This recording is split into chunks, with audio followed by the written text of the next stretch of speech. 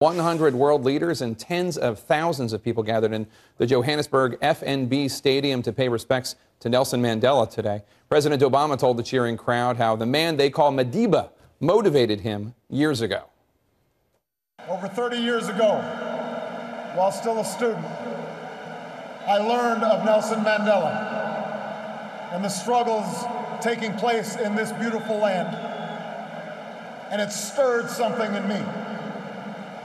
It woke me up to my responsibilities, to others and to myself, and it set me on an improbable journey that finds me here today. And while I will always fall short of Madiba's example, he makes me want to be a better man.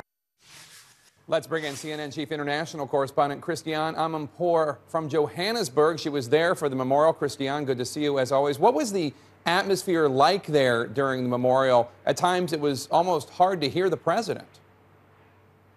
Yes, actually, it was quite hard to hear a lot of people. The president actually made himself heard the best. He spoke very clearly and he got a massive applause from the crowd. Remember, this is the first black president of the United States, memorializing and honoring the first black president of South Africa. And it was really quite electric at that moment. It was a very, very, very long memorial, and people had lined up for hours and hours and hours before it even started. And of course, it was raining a lot. So it was slightly damper, the atmosphere, than one might have hoped for. But there was music and there was joy and there were all sorts of interesting moments in vignettes. But the president did actually deliver a very good speech here.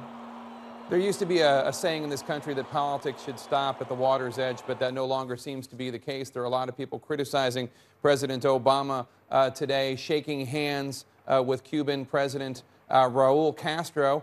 Florida Republican Senator Marco Rubio had this to say about it, quote, "If the president was going to shake Castro's hand, he should have asked him about those basic freedoms Mandela was associated with that are denied in Cuba." Florida Congresswoman Ileana Ros-Lehtinen called it a propaganda coup. Of course, President Obama did mention in his speech that, quote, "There are too many leaders who claim solidarity with Madiba's struggle for freedom but do not tolerate dissent from their own people," a clear reference to Castro, Mugabe, Assad, perhaps.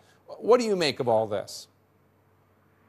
Well, I think he did. He made a very clear swipe at those who have, been remembering Nelson Mandela, but of course people who actually do not, by any stretch of the imagination, follow in his footsteps at all. I think the handshake in the full, reflection of history, which might be in the next quarter of an hour, is going to be taken as a handshake. It was a diplomatic situation in which there were a number of leaders who had been appointed to speak. They were all on that dais, including Castro and the president of Brazil and other leaders. And President Obama came up to take his place at the podium, and in so doing had to physically pass those leaders, even those with whom he had no relations, and one of them was Raul Castro, and he shook his hand. He's a polite man. This was a diplomatic gathering. And then on he moved to Dilma Rousseff, the president of Brazil, and he kissed her on both cheeks, even though Dilma Rousseff canceled a state visit to Washington. Why? Because she was so cross about the NSA and the spying and the eavesdropping on her. So, you could have it all ways here. But the president did, as I said, take a swipe at those who did not allow freedom or dissent in their own countries. And by the way, in this spirit of reconciliation, lots of different couplings were going on in terms of crossing party lines and ideology. There were all four living British prime ministers from across the two different aisles. There was 4 American presidents of different stripes. There was Clinton and the Bushes. They were all sat together. And there was President Obama and President Carter. So there was a lot of that going on, including the former French president and the current French president. So it was one of those days, Jake. I think that's about as much as it amounts to. And of course, President Bush, George W. Bush, who was there with Clinton and Carter, as you mentioned, standing up and giving President Obama a standing ovation, along with many others in the crowd, after his speech. His speech did seem to go over very well, as you point out, special relationship, being the first African-American president of the United States. Christiane, before I let you go, any favorite moment from the day?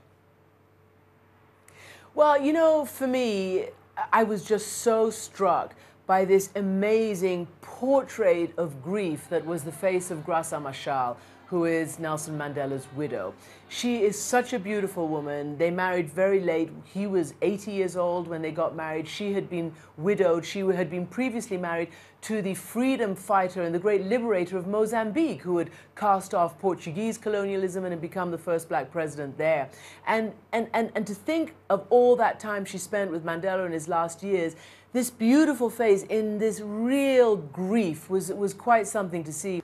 Yes, of course, behind it all, a human being with loved ones. Christiane Amanpour.